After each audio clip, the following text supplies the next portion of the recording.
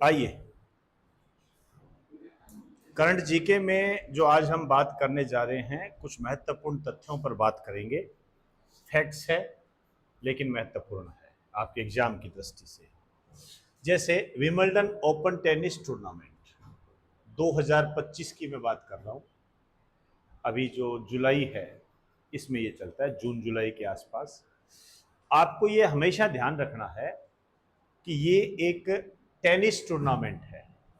इन सबको क्या है, हम एक ग्रैंड स्लैम टूर्नामेंट के रूप में विभाजित करते हैं। यदि बेसिक तौर पर हम टेनिस की बात करें तो टेनिस का जो जनक माना जाता है फ्रांस को माना जाता है। जैसे क्रिकेट के जनक के रूप में हम इंग्लैंड को देखते हैं।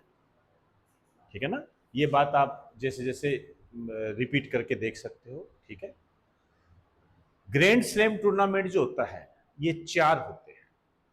मेरी बात को ध्यान से सुनना, 4 होते हैं। जनवरी फरवरी में होता है ऑस्ट्रेलियाई ओपन टेनिस टूर्नामेंट। ऑस्ट्रेलियाई ओपन टेनिस टूर्नामेंट ऑस्ट्रेलिया में होगा, कोई दिक्कत नहीं है। ऑस्ट्रेलिया में जो होता है ये मेलबर्न में होता है। दूसरा जो होता है ये अप्रैल मई या मार्च अप्रैल के आसपास होता है। उसको कहते हैं French open tennis tournament. French, French मतलब फ्रांस में होगा। ये फ्रांस में होता है, पेरिस के अंदर। पेरिस फैशन की नगरी के रूप में इसको जानते हैं, सिटी ऑफ लव के रूप में इसको जानते हैं। सीन नदी के किनारे है ये सब हम जानते हैं। इसका एक नाम और होता है Roland Garros. ROLLAND, Roland, GARROW, Garros. Roland Garros tournament, ये भी एग्जाम में पूछा गया है कि रोलैंड गैरो टूर्नामेंट के नाम से किसको जाना जाता है, तो फ्रेंच ओपन टेनिस टूर्नामेंट को। तीसरा होता है विंबलडन ओपन टेनिस टूर्नामेंट, ये अभी आपके जुलाई के अंदर। चौथा होता है US open tennis tournament. US के नाम से आप समझ गए होंगे, अमेरिका में। अमेरिका में होगा, अमेरिका में होता है न्यूयॉर्क के अंदर। न्यूयॉर्क, बिग एप्पल के नाम से इसको जाना जाता है। गगनचुंबी इमारतों का शहर इसको बोलते हैं। अमेरिका का सबसे बड़ा शहर है वो, हडसन नदी के किनारे है। यह आपका स्टेटिक पोर्शन हो गया। अब आता हूं मैं इस पर, विंबलडन ओपन टेनिस टूर्नामेंट। नाम से पता लग रहा है कि अन्य 3 की तरह आप ये नहीं पहचान सकते कि ये कहां पर होगा। तो ये होता है लंदन के अंदर। लंदन, ये टेम्स नदी के किनारे है। आप जानते हो ब्रिटेन की राजधानी है ये। तो विंबलडन ओपन टेनिस टूर्नामेंट पूछा भी गया है, ये कहां पर आयोजित होता है, लंदन के अंदर। इसमें क्या है, 5 प्रतियोगिताएं होती है। एक होता है पुरुष एकल, मेन सिंगल। एक पुरुष इधर, दूसरा पुरुष इधर। महिला युगल, वुमेन सिंगल, सॉरी, महिला एकल, वुमेन सिंगल, जिसकी हम ये बात कर रहे हैं। एक महिला इधर, एक महिला इधर। पुरुष युगल, 2 पुरुष 2 पुरुष। महिला युगल, 2 महिला 2 महिला। मिश्रित युगल, पुरुष महिला पुरुष महिला। ये ऐसे होता है। जिसमें मैं आज जो बात करने जा रहा हूं ये महिला एकल की है। अलग से बात कर रहा हूं, और भी करवाऊंगा आपको, ऐसी बात नहीं है। अलग से करवाने का मतलब ये है कि ये बहुत इंपॉर्टेंट है, इस कारण से अलग से बता रहा हूं।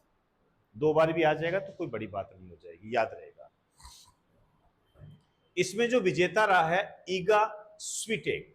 ईगा स्विटेक, ये जो ईगा स्विटेक है ये पोलैंड की है। पोलैंड की है। और बहुत सारे टूर्नामेंट इसने जीते हैं, ऑस्ट्रेलिया ओपन वगैरह ये सब जीते हुए हैं। लेकिन जो विंबलडन जीता है वो इसने पहली बार, विंबलडन में पहला ग्रैंड स्लैम है। क्लियर। इसकी जो उपविजेता है ये है अमांडा अनिसिनोवा। महत्वपूर्ण है, ये ध्यान रखना। वर्तमान में जो क्वेश्चन बन रहे हैं वो इस तरीके से बन रहे हैं कि विंबलडन ओपन टेनिस टूर्नामेंट में ईगा स्विटेक ने निम्न में से किसे हराकर महिला एकल का खिताब जीता है, तो फिर ये आता है अमांडा अनिसिमोवा, अमेरिका। क्लियर होगी बात सारी। ये जो पोलैंड है आपको थोड़ा सा ध्यान रखना है, यूरोपियन कंट्री है, यूरोपियन कंट्री है। यूरोप महाद्वीप से संबंधित है ये, और वर्सोवा जो है इसकी राजधानी है। एक वर्सोवा आपने नाम सुना होगा, उसका संबंध इसी से है, वर्सोवा पोलैंड, वो इसी से रिलेटेड है ये। चलिए अब जब इसकी भौगोलिक स्थिति आप देखोगे तो इधर आपको फ्रांस मिलेगा, फ्रांस के बाद आपको यहां जर्मनी मिलेगा। मैं एक रूपरेखा के रूप में बता रहा हूं आपको, हालांकि इस साइड में आपको बेनेलेक्स मिलेंगे, बेल्जियम, नीदरलैंड, ठीक है ना, लग्जमबर्ग, यहाँ 3 स्टेट देश मिल जाएंगे। नीचे की तरफ जाओगे तो ऑस्ट्रिया, स्विट्जरलैंड, और नीचे जाओगे इस साइड में इटली मिल जाएगा आपको, यहाँ भूमध्य सागर मिल जाएगा आपको। इधर जाओगे तो आपको ये पुर्तगाल मिल जाएगा, ये स्पेन मिल जाएगा, ऐसे मिल जाएंगे आपको, ठीक है। यहाँ एक नदी बह रही होती है, ठीक है ना, राइन नदी मिल जाएगी, ठीक है ना। यहाँ एक अंतर्राष्ट्रीय लाइन बन जाती है हिंडनबर्ग, वो आप जानते हो सारे।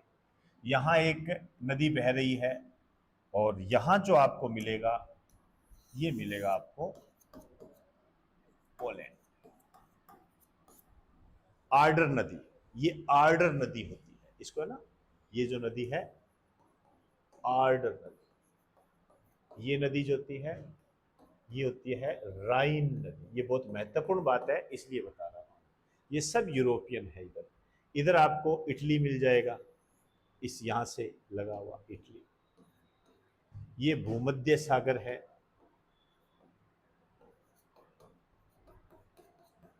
इधर जो है ये अटलांटिक महासागर है,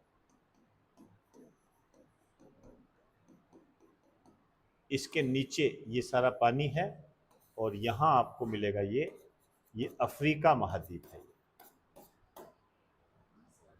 अब सबसे महत्वपूर्ण बात आपको बताने जा रहा हूं, यहां पर ये जिब्राल्टर जल संधि है, जिब्राल्टर जल संधि है।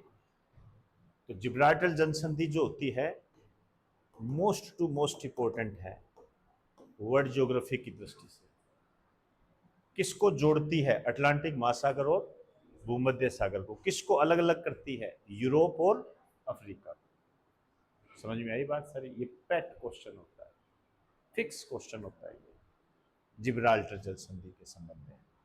अब देखिए ये फ्रांस है, ये जर्मनी है, जर्मनी से ऊपर की तरफ जाओगे यहां पर ऐसे जर्मनी मिलेगा, यहां पर एक नहर मिलेगी, कील नहर। इस नहर के ऊपर जो है डेनमार्क है। तो डेनमार्क और जर्मनी किसके द्वारा अलग अलग रहते हैं? कील नहर के द्वारा अलग अलग रहते हैं ये, ठीक है ना। मैं डेनमार्क की इसलिए बात कर रहा हूं कि डेनमार्क ने एक स्टडी की है, ठीक है, इसने एक बीमारी के बारे में बताया है जो चर्चा का विषय है। आई नई लाइन से लिखिए, डेनमार्क की स्टडी, अध्ययन, डेनमार्क की स्टडी।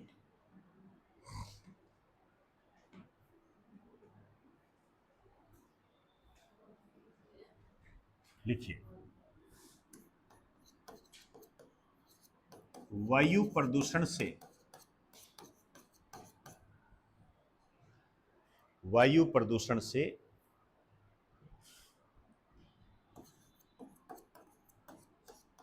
मेनिजियोमा नामक रोग होता है।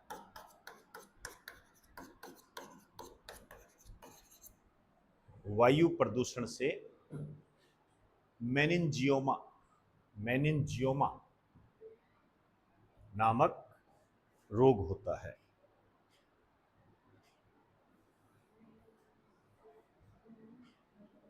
मेनिंजियोमा नामक रोग होता है, ठीक है। आइए सबसे पहले तो डेनमार्क की स्थिति मैंने आपको बता दी। डेनमार्क की, इसकी जो राजधानी है ये है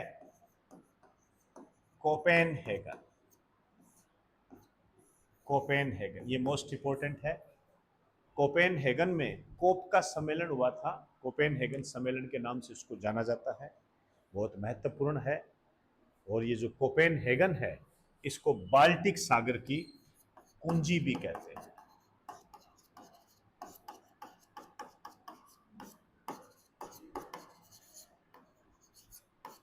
बाल्टिक सागर की कुंजी के रूप में इसको जानते हैं, क्योंकि जब यदि आप मैप देखने की थोड़ी जहमत उठाओगे तो डेनमार्क मिलेगा, डेनमार्क के आगे कोपेनहेगन इसकी राजधानी है, ऐसे करके अंदर की तरफ जाओगे तो वहां बाल्टिक सागर मिलेगा आपको, स्वीडन के पास में, ठीक ना, स्वीडन, फिनलैंड, ये सब आपको वहीं मिलेंगे, स्कैंडिनेवियन कंट्री।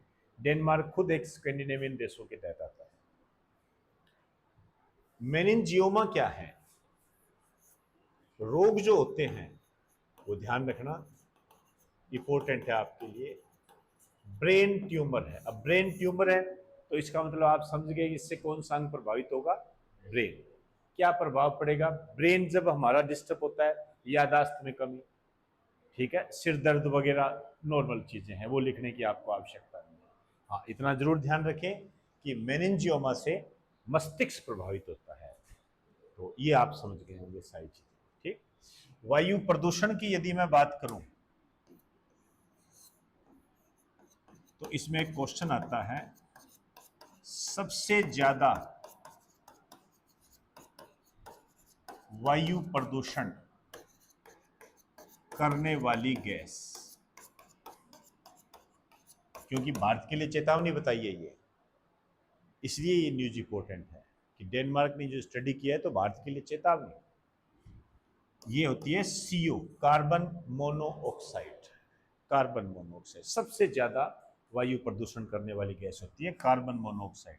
और दूसरे नंबर पर जो होती है ये होती है SO2, सल्फर डाइऑक्साइड। ये जो सल्फर डाइऑक्साइड है इसे कहते हैं क्रैकिंग गैस। कहते हैं कि इस गैस को यदि पत्थर पर लगातार प्रवाहित किया जाए तो पत्थर में दरार पड़ जाती है। अम्लीय वर्षा के लिए सबसे महत्वपूर्ण गैस होती है, एसिड रेन के लिए। औद्योगिक क्षेत्रों से निकलने वाली गैस है, ये बातें लिख लेना, ये तीनों क्वेश्चन है कि अम्लीय वर्षा के लिए सबसे महत्वपूर्ण गैस कौन सी होती है?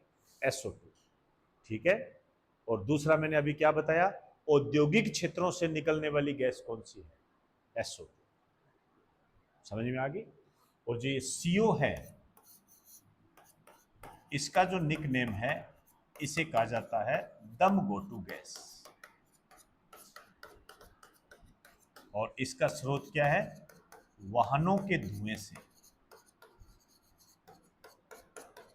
वाहनों के धुएं से निकलती है ये, ठीक है। एक और बहुत महत्वपूर्ण बात है इस संबंध में, वायु प्रदूषण के संबंध में, लाइकेन। ये जो लाइकेन होता है ये वायु प्रदूषण का सूचक होता है, ये बहुत बार आता है, बहुत बार। जहां पर वायु प्रदूषण होगा वहां पर लाइकेन नहीं होगा, इसी कारण से लाइकेन जो है वो शहरों से बाहर उगते हैं, वहां मिलेंगे। और एक दूसरा ये क्या है? एल्गी और फंजाई का सहजीवन है। एल्गी व फंजाई का सहजीवन है। ये दो तीन बातें हैं वायु प्रदूषण के संबंध में मैंने आपको बताई है, महत्वपूर्ण है, कभी इसको नेग्लेक्ट मत कर देना, इंपॉर्टेंट होती है।